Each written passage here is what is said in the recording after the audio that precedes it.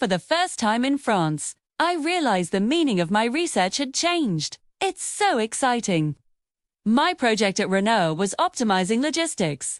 It was a blend of industrial engineering, operations, research, and ergonomics.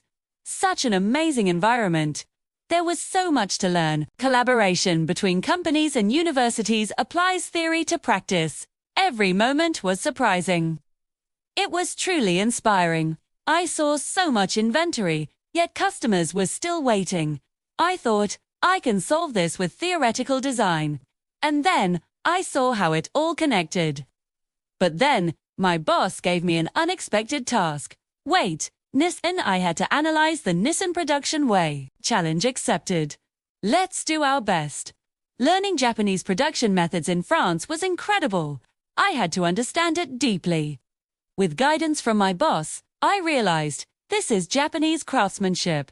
Amazing! The parts flow in perfect order. This is the Nissan Production Way. There's so much to learn. The world is watching.